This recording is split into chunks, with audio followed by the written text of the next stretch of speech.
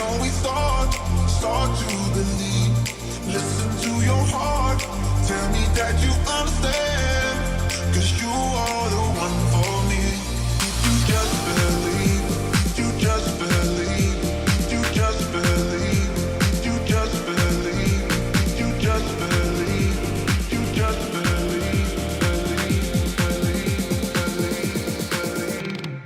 Listen to your heart, heart, heart, heart, heart, heart, heart, heart. Listen to your heart, heart, heart, heart, heart, heart, heart. Listen to your heart, tell me who you wanna be. We can always start to believe. Listen to your heart, tell me that you understand, 'cause you are the one for me. You just believe, you just believe, you just believe, you just believe.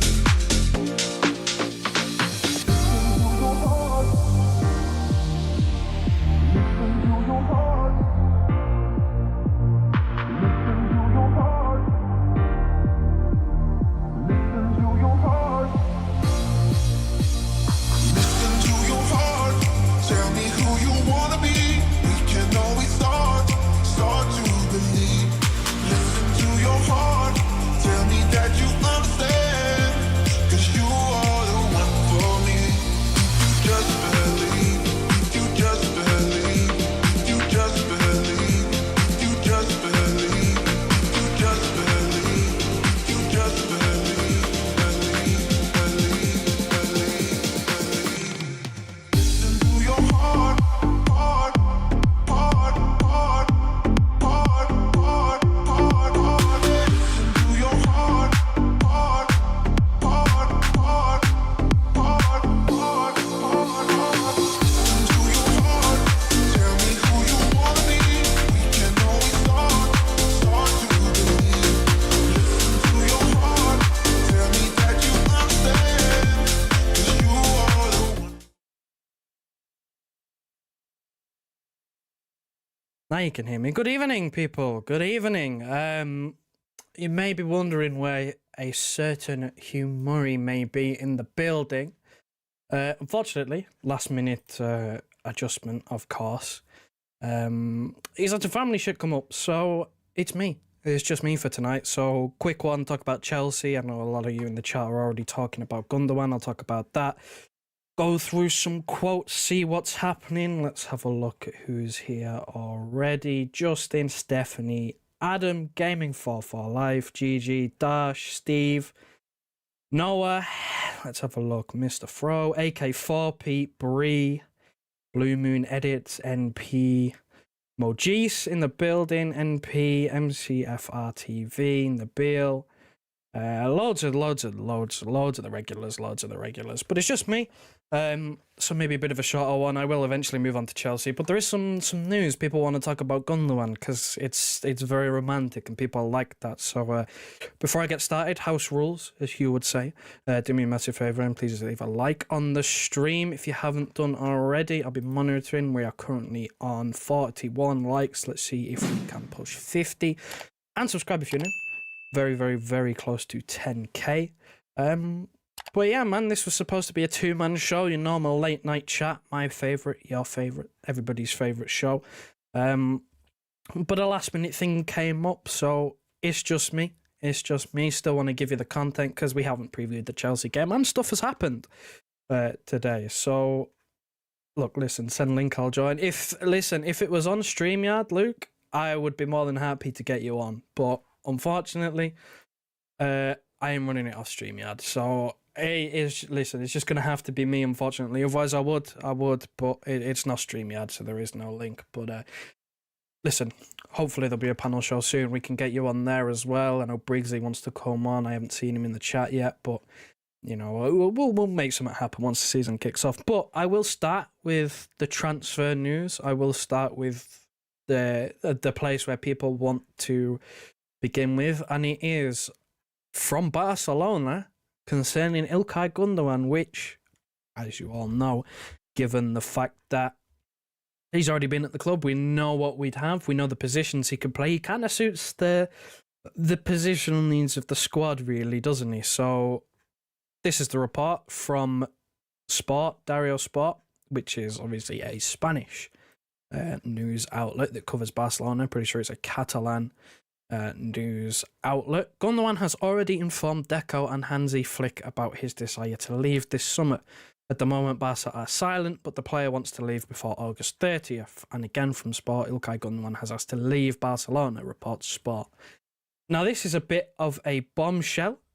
I don't think anyone was kind of expecting this. I mean, I'll get onto the potential of us signing him, but in terms of did I see a Barcelona selling Gundoğan situation? No, I didn't. I think that they did unbelievable to pick him out on a free. Gives them so much experience. I don't know why. Is this come about because of financial rules? Are they under pressure because of... Are they having to do one in, one out? I know they've just signed Olmo. Are they having to do one in, one out? Are they going to have to sell players now? Or is this a case of he wants to leave, he's unhappy with the way things are going? I mean, personally, from my point of view, I don't watch a whole lot of La Liga. I don't really pay too much attention to it. I obviously watch them when it comes to Champions League, Europa League. I watch them on, in the midweek when they're on TV, but they're not often on TV in the UK. So I don't really watch them, maybe a couple of Clásicos here and there. But from the outside looking in, I mean, Real Madrid are going to dominate that league.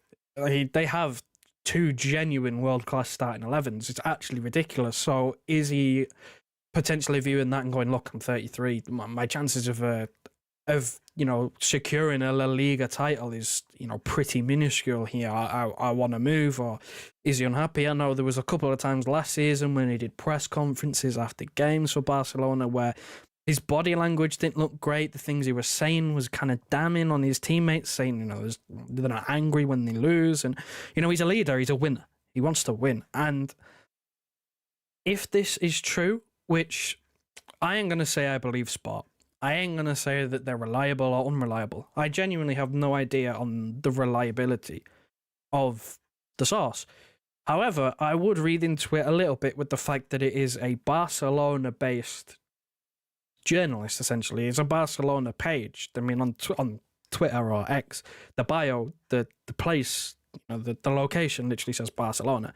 And the header is Barcelona. So they're obviously, at the very least, a Spanish source, because it is all in Spanish. But, I mean, I'm translating the bio here. Barca football and the best of sport. So they were a Barcelona-focused sport page. And they are saying that Barcelona player Ilkay Gundoğan is asked to leave. Now, is this media talk? Is this his agent trying to get a new contract? We've seen that before. We've seen players that are rumoured to have asked to leave or would be keen to join other clubs. I mean, we've seen it with Kimmich, with us, he's keen to join us, but is that just... And Musiala as well, he'd like to join with Pep, but is that just a ploy to try and get a new contract? I just don't know. But in terms of the possibility of us signing Gundoğan, it fits like a glove.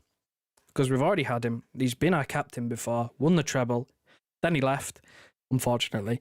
But he suits what we need. He's an 8. He can play as a 6. You can play him as a 10 or a false 9. He did that once. He can literally play those 3 positions. He is the one-size-fits-all midfielder type that we are looking for.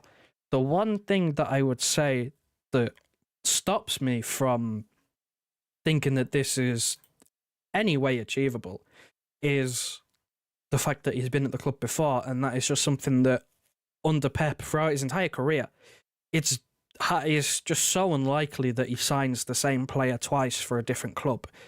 I thought it was unlikely that we'd get Kimmich just because, again, he's worked with Kimmich, although he didn't sign Kimmich, so it'd be the first time he signs him. But, I mean, there was that book that came out recently that had a few things in it about the possibility of us signing Messi, and he didn't do it. Even Pep was like, we probably don't want to do this. He was trying to give Messi reasons to stay at Barcelona. Like, Pep is just not a guy that has ever really, I don't think ever, signed the same player twice. And he doesn't really fit in with I mean, what we're trying to do, look at the recent signings. They're all of a decent age. They're all sort of their next wave. They're already, got their prime years ahead of them. Apart from Kovacic, who, you'd say is in his prime right now. But you look at Doku, Savio, the breakthrough of Oscar Bob, even Mateus Nunes, is he part of the squad? Not really. He doesn't really get a look in. But, he's mid-20s. He's like 26 or something like that. That's a good age. Like, we are signing players that aren't in their prime or, experienced players at the moment, trying to, potentially prepare for the next wave, because we know a number of our players in the first team are in their 30s and will need replacing eventually. And we tend to try and fix problems before they arise. But again, Pep doesn't really sign players that he's already signed. So there's no direct links either. I just want to point that out. I haven't seen any source come out and say, we're interested in Gundoğan or Gundoğan would like to return. I haven't seen that. If someone else has seen it, feel free to, leave it in the chat, quote a source or whatever. But I haven't seen any links to us. This is more of a tugging at your heartstrings, I feel like, for the most part. I feel like people who are connecting this story are thinking, we need that position and we love Gundoğan. So why not? Which, again, in a fairy tale world, I would absolutely love it. I love this man so much. He's part of the greatest, one of, if not the greatest seasons in club history. He was the captain for it. Was such an underrated player.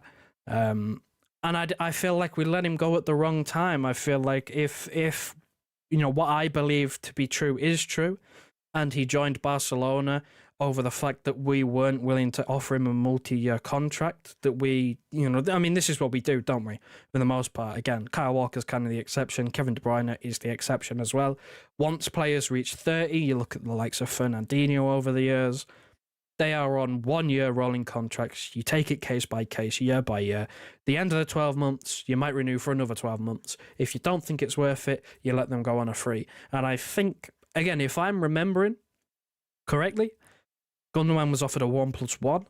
He wasn't offered a guaranteed 2 years. Barcelona were willing to come in and give him, I think, a 2+1 in the end, which he was more happy with because at the time, he just had a new kid. And again, he was in his 30s. This is probably one of his last, if not his last, big contract, unless he was to go to, somewhere like Saudi Arabia or somewhere like that, which, were offering people crazy money.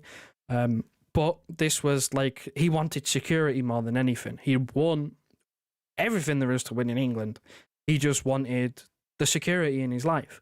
The guarantee of a contract, not having to move country after a year. He's just had a kid. He doesn't want to, be going all around Europe. So he valued security and we let him go because we didn't want to offer him that. Now, then, personally, I think that was wrong.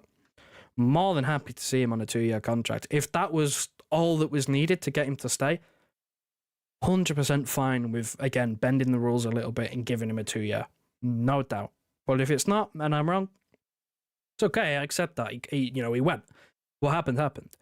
But I just feel like for as fairy tale as it feels like, I don't see a world in which, one, it happens, and two, City are even looking at it. I just don't see why. I just don't see why it makes too much sense. He's 33, it says there in the second one, Ilkay Gundoğan in brackets 33. He's 33. He'd cost a transfer fee as well. He probably wouldn't be too high, but, Barcelona are penny pinchers. They'll probably try and get, as much as they want. Bending the rules. We don't do that sort of thing. No, we don't. We're innocent. Innocent till proven guilty. But you know what I mean? Bending, like, club rules of the way we run things with our wage structure and stuff. But no, we definitely don't break the rules. 100% don't break the rules. Innocent. Apart from being late to kickoffs in the second half 22 times, we don't break the rules. But no, I don't really see this one happening. I get it. I get why people are emotionally attached. I get why people are putting 2 and 2 together. It fits the need. I won't lie. It fits the positional need of the squad. I will say that. Like, we do need a player of his mould who can play 8, 6, 10's a little bit less than desired, but he can do it. But, mainly an 8 that can play 6. So, look, listen, I get it. It fits, but I just don't see a world in which this progresses. This might not even be true. By the way, again, I have no idea on the reliability of the source. Personally, again, as much as it tugs on the heartstrings and it's like, yes, bring him back, I wouldn't. I still wouldn't. As much as my heart is telling me to bring him home, I just don't think it makes too much sense. I don't think he's got too many years left in him at the top level. And if unless he was to take maybe a potential wage decrease, I don't actually know how much money he's on. Let me actually check that quickly, because that could be a breaking thing as well if he's willing to not have to take a big wage.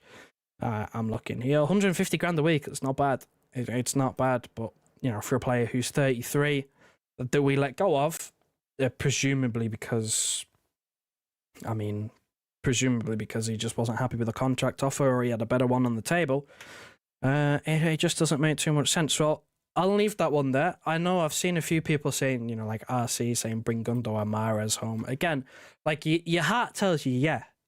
Your heart tells you, bring him home. I want this emotional return. I want him to come back. We never should have sold him. But, I mean, at the end of the day, it's a couple of years gone since he left now. And, again, there's sort of no guarantee that Barcelona don't try and stiff us in a deal, because they're Barcelona. They want as much money as they can. And Gundoğan himself might not want to leave. I do see a quote here from Ed's Mancunian Therapy.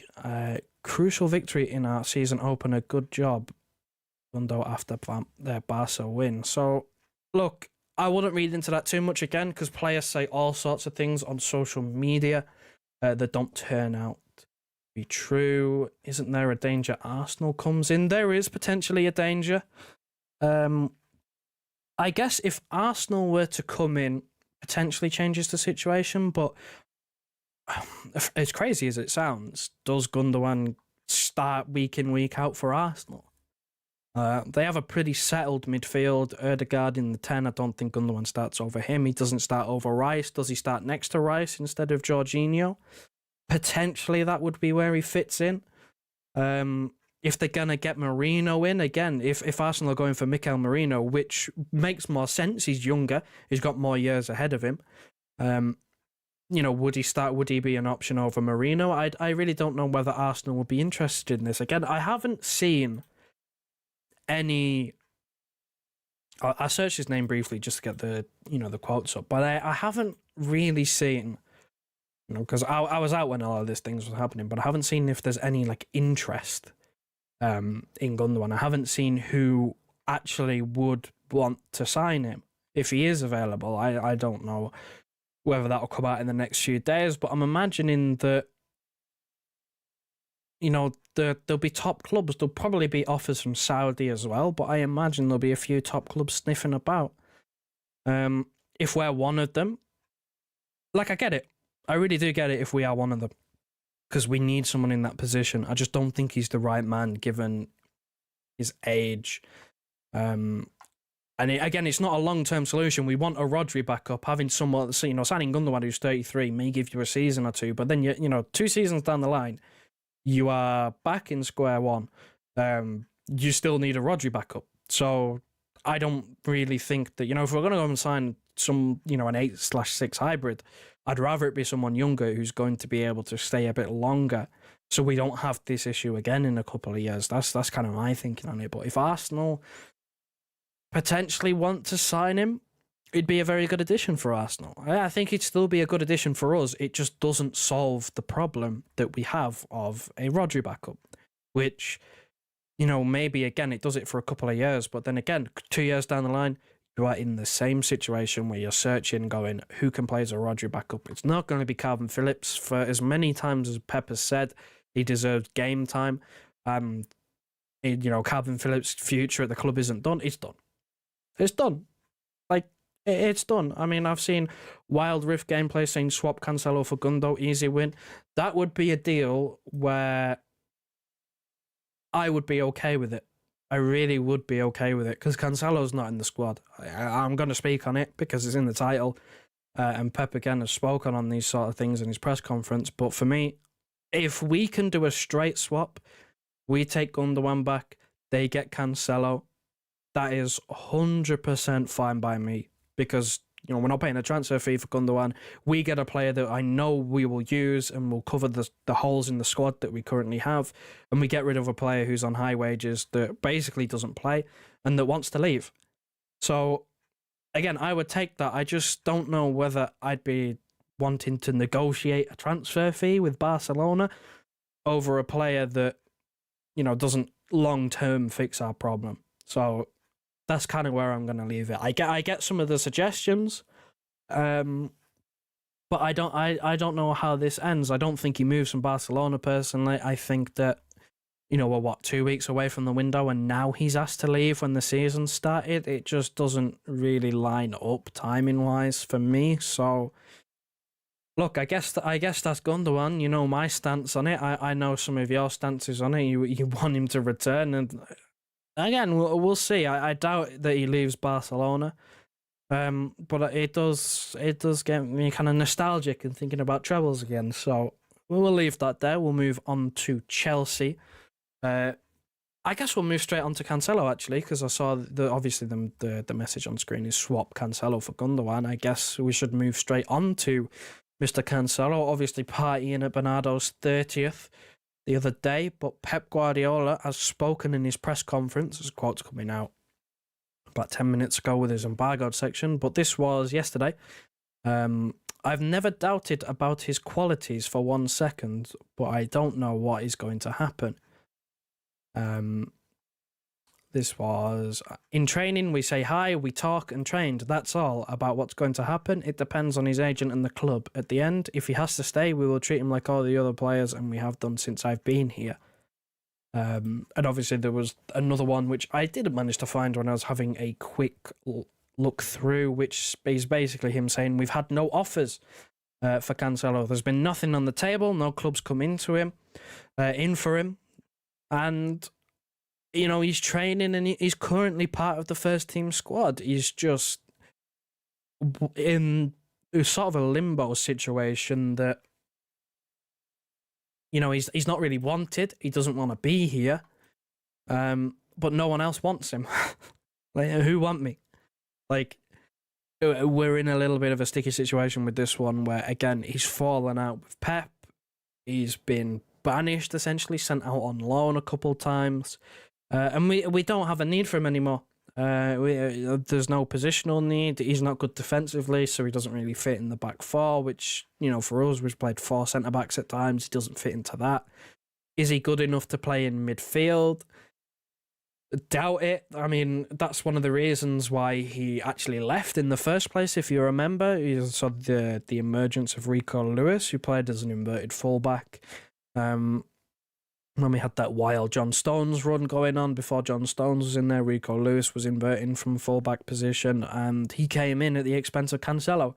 And that's where, his City career kind of fell apart because he was unhappy, he got replaced, and things happened from there. So, can he play midfield? Probably not. Can he play defensive? No, he's not a good defender. Can he play further forward on the wing? Potentially. I think he did it when he was back playing for Juventus.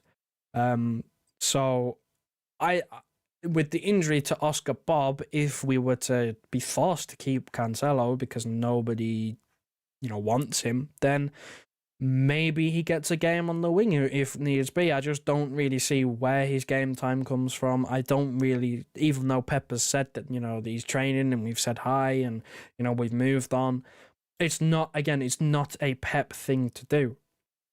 Pep doesn't just forgive and forget. Look at Sane. Sane got in a mood when he didn't make the German squad.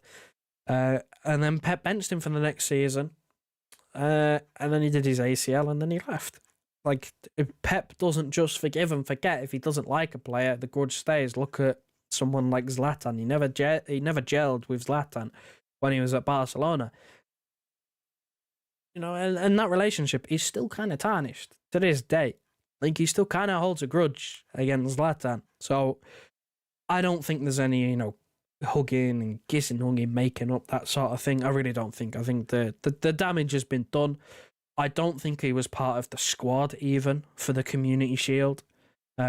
and our other Portuguese players were. So I think that kind of tells you a lot, that we had academy players that were prioritised over him. That's how low he is in the pecking order right now. Even though Pep's saying all these things about, we know he's good and no one's come in for him, so we'll treat him like one of our players if he doesn't leave. Academy kids are getting more options to play than he is. So I just don't see any way back, and I just hope that we can find a solution, because he's on like 250 grand a week, something like that, and it's just burning a hole in the squad. Because while he's still here, if you want to play him, if you want to use him, you got to register him. So, in my personal opinion, I wouldn't read into anything that Pep is saying with this. It's not trying to completely throw him under the bus and saying that he's done, because that, saying that, coming out and saying his time at the club is done, we need to move him on, you're not going to get a good transfer fee. And it might upset the player if someone doesn't come in and you have to keep him. So he's saying the right things, but in my personal opinion, I still think he's done. I've seen a couple of people say, I'd like him to stay. I've seen a couple of people saying, I'd like him to go. There's just one devious ducky, keep Cancelo away from this team. And RC said, I want Cancelo to stay. I mean, it's very much a mixed sort of feeling. There's a few people going, well, he's a good player. If he puts it behind him, all his attitude, then he's still a very good player, which I get. He's still technically brilliant. Like, I won't deny technical ability is, off the scales. He's really, really good going forward. He's a fullback, and defensively he's not very good.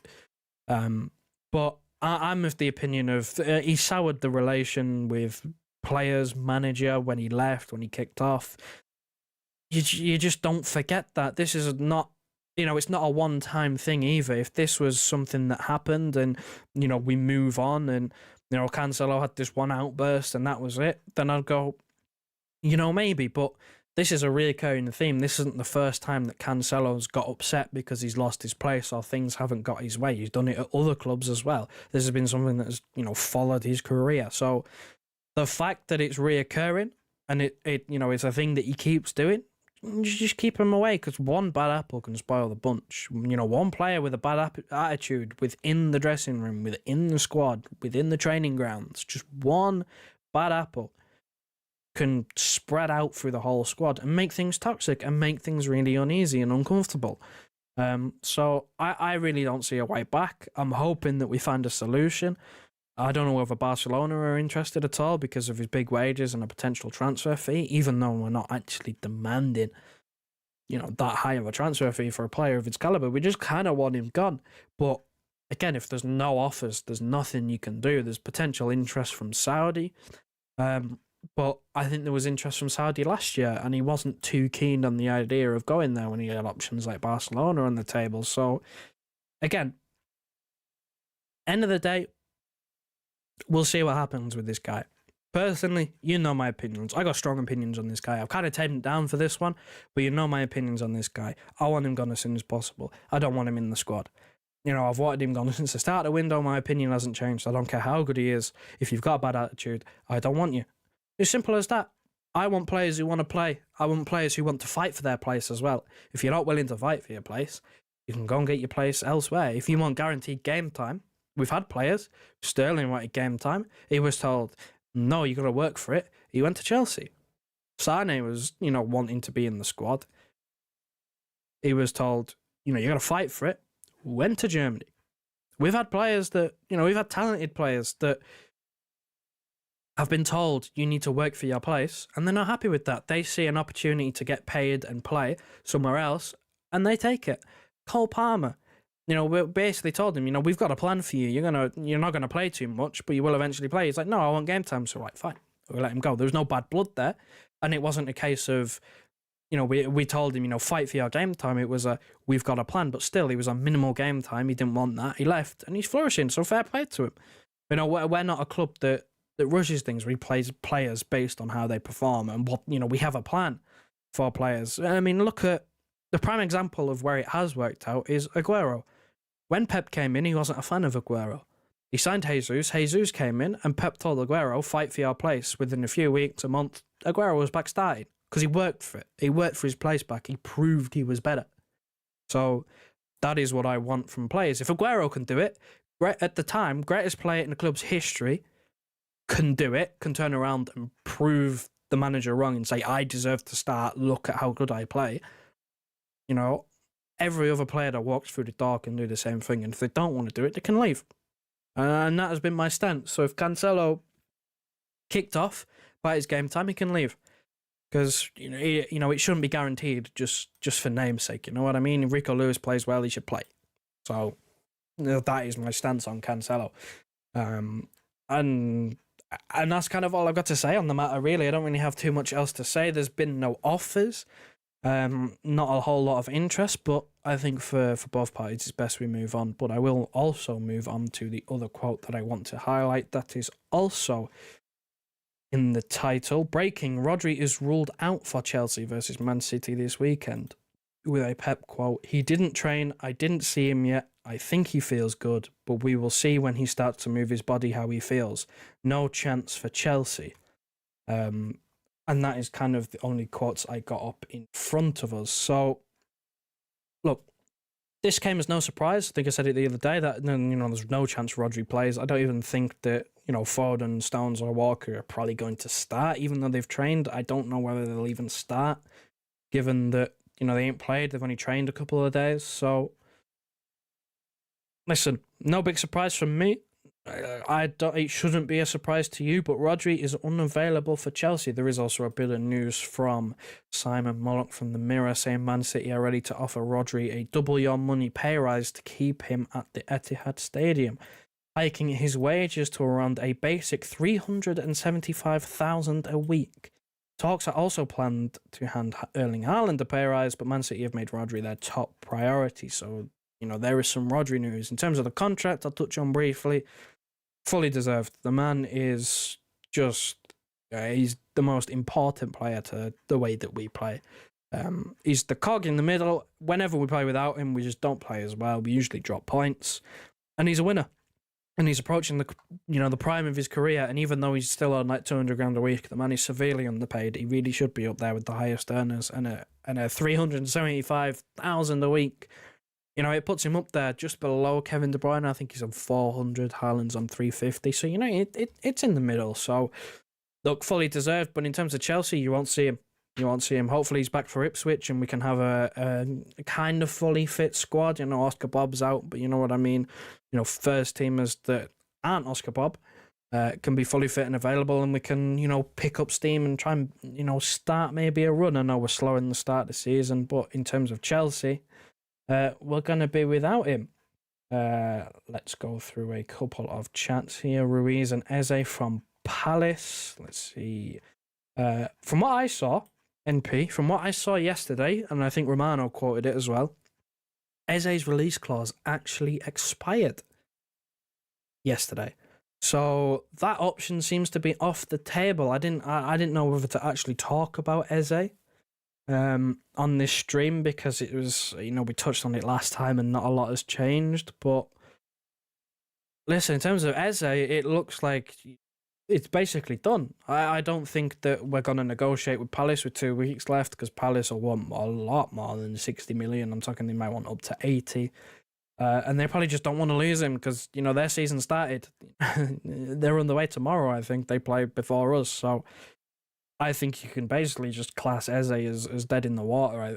I was all for it, but if his release clause is expired, I don't think it makes sense for us to go and negotiate. In terms of Fabian Ruiz, I think that, again, he's another player that fits the mould of 8/6 that we need, but I struggle to see us doing business with PSG. We never really have. I think that's a similar situation to Napoli, that one, in terms of we just don't seem to do business with Napoli. We don't seem to do business with PSG. It's just something that we don't do, and we never really have done. So, look, listen, that's all for the transfer news, I think.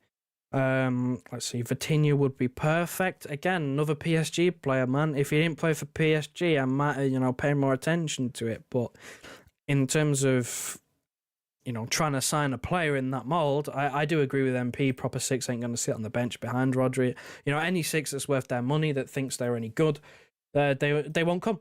If they're a specialist 6, they won't come to the club. It's as simple as that. They won't accept being behind Rodri. They won't accept being the number 2 option, which I can understand. It's not a role that anybody wants, which is why it's more feasible to sign a player that can play as an 8 and as a 6, because even though they're not a specialist, being able to play beside Rodri means your game time isn't just limited by when Rodri isn't playing, which, again, players like Fabian Ruiz, Vitinha, they fit into that mold, but again, they play for PSG. I just don't see us doing any business with PSG so far. So look, any more transfer news?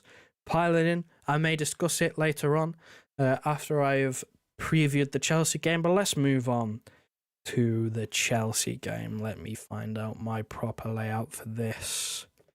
Should be this one. Here we go. Right. Here we go. Predicted 11 time, chat. Predicted 11 time. Here we go. Let's get this one going. In goal, self-explanatory. I'm going to start by putting Edison in his natural habitat. I was surprised he started against United. I really was, but each to their own. But again, Premier League started. He's the number 1 goalkeeper. Pepper said all along, all summer, that he's number 1 goalkeeper, despite the fact how he was so close to leaving. He's number 1, always has been number 1, always will be number 1. That's the situation. Move on quick and steady. We'll move on to... Let's go left back. Let's go left back in the 2 centre halves, because I feel like most of the team will be similar to the Community Shield. And we can kind of just put everybody back where they were for the Community Shield. I do, however, have a bit of a conundrum that... Now, chat, I want your input on this, because I'm a bit torn. I know I just said that I doubt any of the English players who played in the Euro final will play, but I do want to know, do you think that Rico Lewis will keep his position? Or do you think Kyle Walker comes back in? Because he is still, right now, the club captain. And he has also done some media talk of himself, which I'm sure we're all thrilled about Kyle Walker speaking to the media again. But does Walker come back in? Does Premier League season, we start captain, been training. Does he get back in? Does someone like John Stones come in? Does Ake come in? Do we play, Akanji at right back? I don't think so. The way that I've got these 3 in here, pretty set in stone. They played against United, did, pretty well. All scored, well, Vardy wasn't on the pitch, but, Diaz and Akanji scored penalties. I think it'll line up like that, but I don't know who will start at right back. I really don't. So we need Walker in for the goals. I saw that, LB. I saw that. My head almost hit the ceiling, I won't lie. Kyle Walker saying that the one thing that he wants to do this season is score some more goals, add to his goal tally, is outrageous.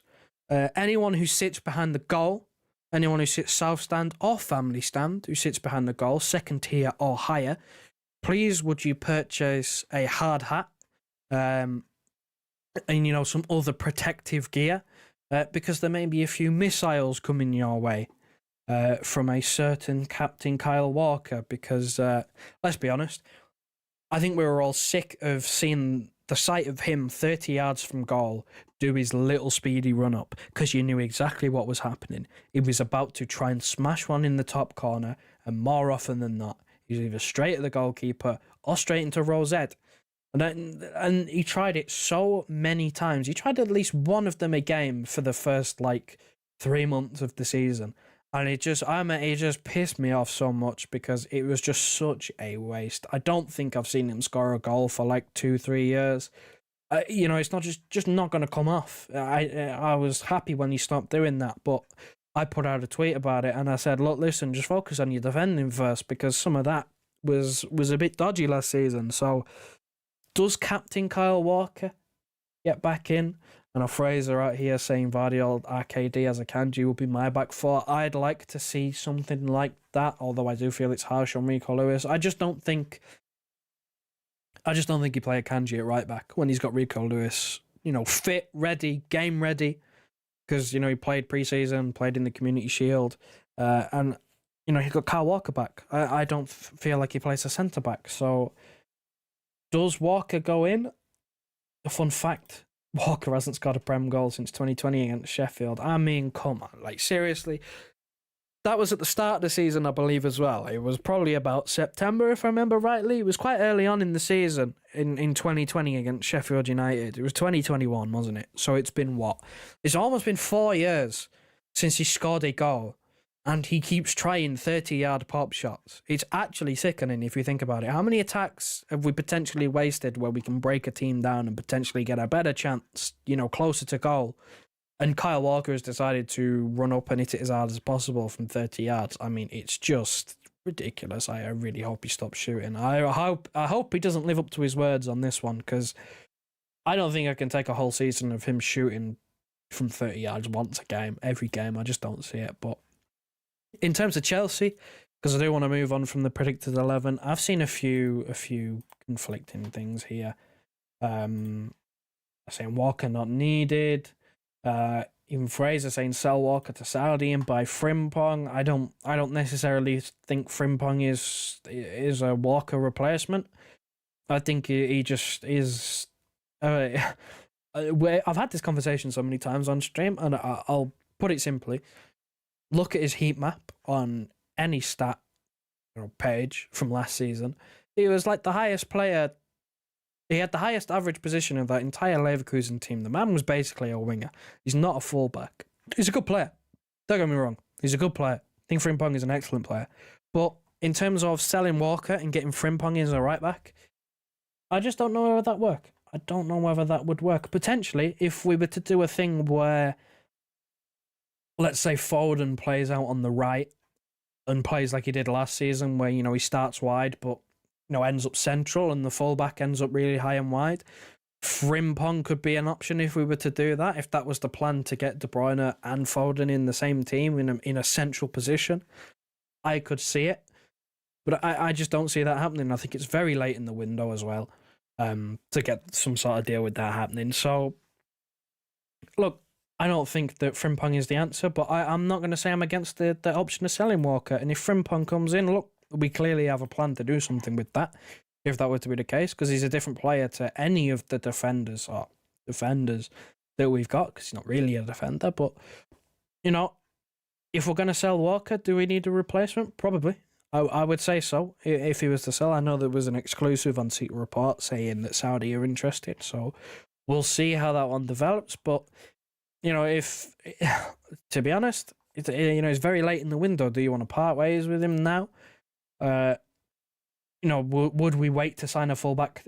Would we wait to sell Cancelo as well before we sign a fullback? Thinking, if Walker goes and Cancelo stays because he's already here and no one wants him, do we just use him as a Walker backup?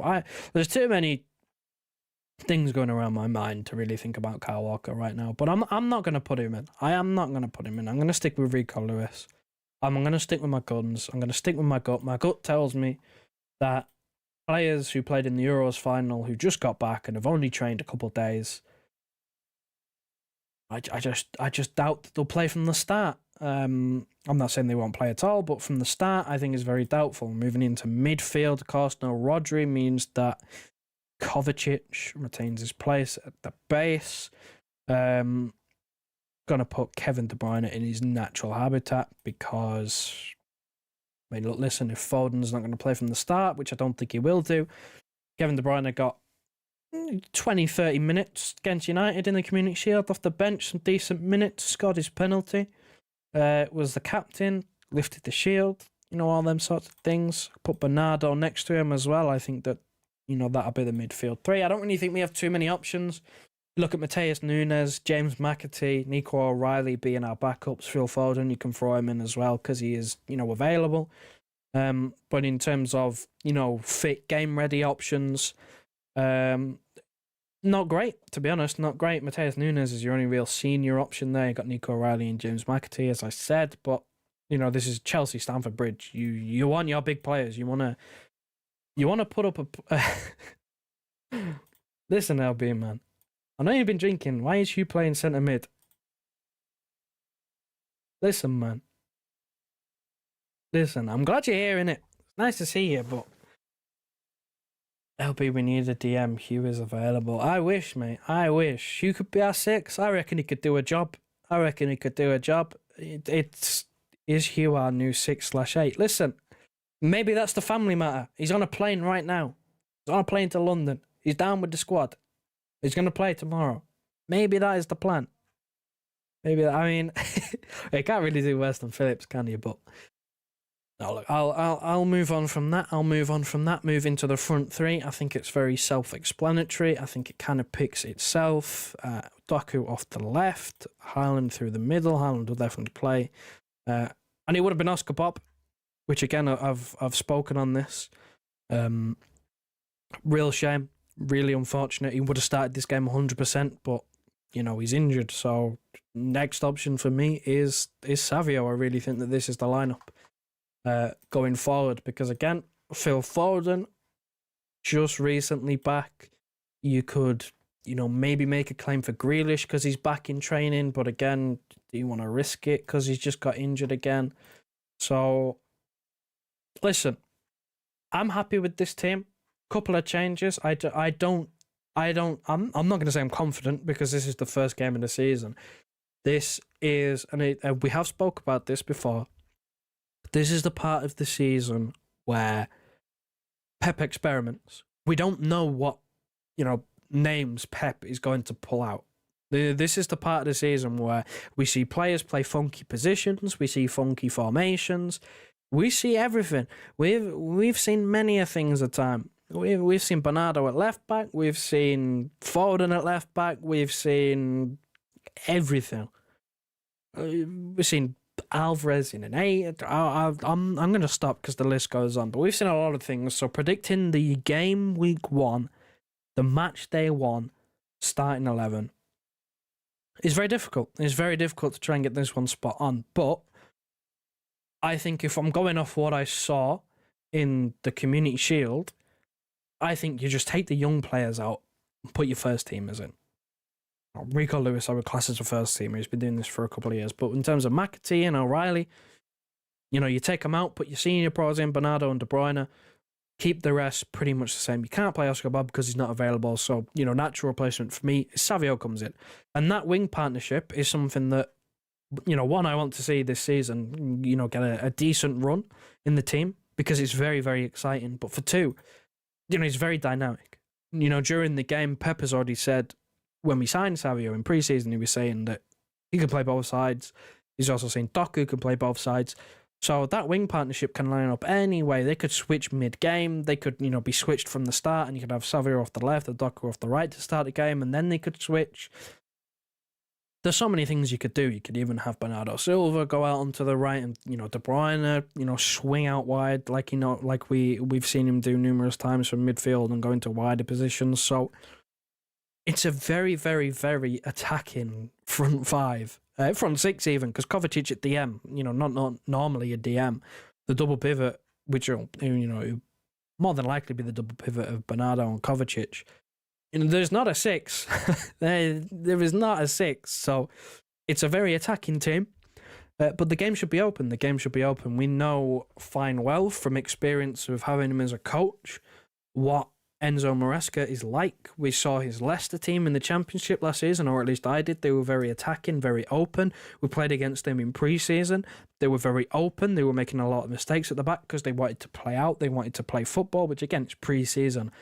Don't really think we should read too much into it. It will be a different game from that pre-season game. It will not be the same. So, I expect a few differences, maybe a bit more of a defensive Chelsea lineup, maybe a bit more of a ready Chelsea lineup as well, because they would have played a few games. But this should be a fairly open game. I think Chelsea will go for it, at least at the start. They're at home. Again, knowing Enzo Maresca, the way he's tried to play football, he'll try and give it a go. So this could be a very, very, very good game, given, the state of our lineup, no Rodri, and, a lack of control. I see Fraser saying maybe Pep won't start Savio, maybe plays Rico instead. I could see Pep tweak the system, play with Cover, Bernardo, Rico, Lewis, because, the thing is Rico offers us energy, which, again, I totally get. It will give us more energy and more control. Because having someone like Savio who wants to take on his man all the time is probably going to result in him turning the ball over a little bit, and having someone like Bernardo out there who's going to keep the ball, or maybe even Doku on the right and bring Grealish in, would be a safer option and would help us control the game. However, I think that perfect time for us to experiment. Joseph Pickering says here, no Reece James either. No Reece James, he got injured. Perfect time to test the fullbacks, man. Test the fullbacks. And again, this is early on in the season. We can afford to drop points.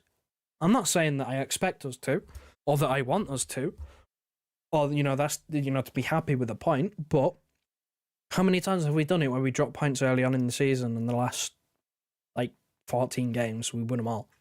We win the league. How many times have we done that? I know it's relying on doing that again, and it's kind of unrealistic to expect us to do that. But how many times have we done that? Pretty well every season. We've done that. We've started off slow for the most part, especially in the 4 in a row. We've started off pretty slow, and then just blitzed it at the end, because that's when we're ready. We stop experimenting. Pep figures out his system, the players he wants to use, and we go from there. I feel like if we're ever going to see experiments, if we're ever going to see this wing partnership, which again is very, very exciting, very fast, very technical. They want to run at players, they want to create, they want to make things happen. But obviously the caveat to that is they're probably going to lose the ball. They're not going to keep hold of it as good as some of the other players we've got. And they're both young players, so they will make mistakes and, need to refine areas of their game. But if there's ever a time you're going to see it, it's probably now. Same thing with players like Rico Lewis. If you're going to see Rico Lewis get a run in the team, it's probably at the start of the season when he's played pre-season and he's ready to play games, and Kyle Walker hasn't, and he's only trained a couple of days. That's when you're more than likely going to see players like Rico Lewis in.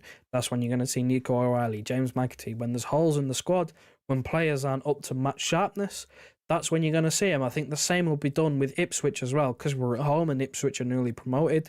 I watched Ipswich today. They tried to give it a go. They got opened up. If they try and do the same thing against us, which, I hope they do, I hope they give it a go, because I just enjoy watching us play against teams that give us a go, because it's boring watching us 9 times out of 10 just play against a low block. But again, it'd be another opportunity to try a more attacking lineup, because 1, we're at home, 2, the opposition isn't, Liverpool, Arsenal, United. It's a newly promoted side, so it's a decent enough, testing grounds because we're at home. And again, I'd like to see us experiment a little bit in the early season. I know it's painful, and I know when Pep does it, it really makes you scratch your head and go, oh my God, what's he done? But at the same time, I'd rather he does it now than waits until, after Christmas and then he whacks out something we've never seen before. Because that's when he gets serious. That's when, we need to really get serious and go on a run. And that's when we normally do go on a run. So I would like to see a more attacking lineup. I would like to see Pep try a couple of things in the first couple of games. So that's basically where I'm coming from. I think that he will go for this. I think that there's a very good chance he goes for this, because he knows we don't have Rodri. He knows that players like Stones, Walker, Foden are just coming back.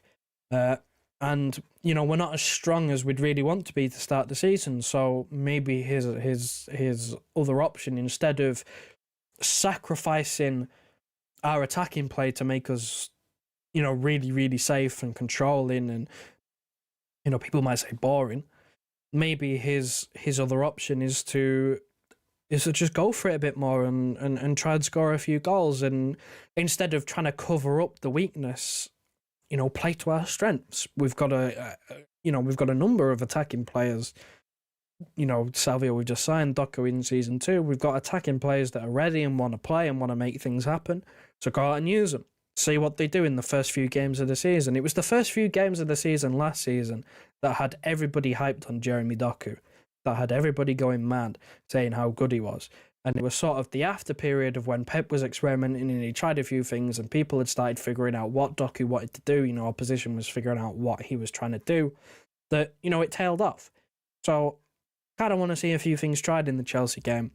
Definitely want to see a few things tried in the Ipswich game, 100%, because this is what the early season is for us. It's trying to nail down a system, trying to nail down a way of playing, and which positions players are going to play that is going to get us results at the end of the season where it all matters. And again, the only way we do that is by fucking around and finding out, essentially. So if it bites us in the ass, it bites us in the ass. I'd quite like to see us give it a go. So that is my predicted 11. It's more than likely wrong because it's just so hard to predict one of these, but it is what it is. In terms of my score prediction, I'm going to go for a 2-0 win. Hopeful of the clean sheet. I know we struggled last season with clean sheets. I know that we didn't keep one against United. We struggled to not concede again against teams in pre-season, but I'm going to go for a clean sheet. I'm hoping, I'm praying that we can start off right defensively, which again, I think the defense is more than good enough to keep a clean sheet. I really think it is, especially if for as much as I've slandered him, Kyle Walker comes in, the Kyle Walker of old that we know, if he goes back to it, is, defensively slided, or if he goes for 4 fullback or 4 centre halves, puts Ake in there. Again, it's more than good enough. I know. I see you, Fraser. I see us win 3-1 for some reason. Edison will make a mistake. I don't back it, man. I don't back Edison making a mistake. I don't back it. It's going to bite me in the ass. He's probably going to do it, but it's just such a City thing to concede the first shot on target. It just happens. It's happened to Stefan Ortega as well. I'd say Real Mario 5 as well. We ain't getting a clean sheet. Listen, man, I'm trying to manifest it, innit? Because I'm sick of not keeping clean sheets. I'm so sick of last season. Go to any game at the end of last season. How many times did we sub on Sergio Gomez and Calvin Phillips, or Sergio Gomez and one of the young players, and then immediately concede, and we go from 3-0 to 3-1? Happened against Burnley. It's happened so many times. We beat... who was it? Was it Wolves that we beat at the very end of last year? Oh, not the very end, but a couple of months from the end. I think we beat Wolves at home, and they got a goal off a Mateus Nunes mistake because we brought him on and he made a mistake trying to dribble his way out of trouble, and they scored. It's shit like that where it was just pointless. It didn't affect the result, didn't affect us getting 3 points, didn't affect our momentum. But we just did it, man. We just did it, and I hope to God we pick up better habits in doing that, this season, because you never know, man. With the way that Arsenal have strengthened defensively, they had the best defensive record in the league last season, and they strengthened defensively. They're probably going to keep clean sheets. They kept one today. We need to be on it. We need to be on it because I'd like to see us improve defensively. Because the season before, that treble season, we were unbelievable defensively. We found out a system, played really well, defended really well. Those Champions League away nights were unbelievable. We were so solid. They were all draws, but they were all solid defensive performances. They were all exactly what we wanted and exactly what we came to expect. Last season, all hell broke loose. We went to the Bernabeu and it was 3-3 because we can't defend. So I'm hoping for an improvement. I hope people step up to the plate this season and take more accountability. So I'm going 2-0. How many times have you backed Edison to keep a clean sheet? Too many. Too many to answer. Do I know the exact number? Absolutely not. Am I going to try and remember? Absolutely not. Have I predicted a clean sheet too many times? Yes. 100%. Professional Harambot, king of the members, in here with it. If we don't win anything, at least we'll have friends and memories along the way. You know the saying, professional idiot. You know the saying. It's not about winning. It's not about the trophies. But the friends and memories we have along the way. So listen, that's my predicted 11. That's my score prediction. Good to see you, professional idiot, as well. In the chat, I backed Haaland hat-trick. He did it in pre-season. He can do it again. I'd like to see a Haaland hat-trick, get some goals. We know that in some of the big games, he struggled a little bit last season, didn't he, with scoring in some of the big games. We as a team struggled against the big six last season, didn't we? We only beat United and we managed to beat Villa late on in the season, but that was a struggle. We didn't beat Chelsea at all. It was rough, man. It was rough. So we need to prove that we can beat the big boys. I say the big boys. Chelsea finished like 6th. But, Chelsea, still a big club. We still didn't beat them last season. Got 2 draws, including what was probably the game of the season. But that is something that I think I'm looking out for more than anything really is with our poor record against the the traditional top sides. You can throw in Aston Villa because they're in the top 4 as well. We know a win and a loss.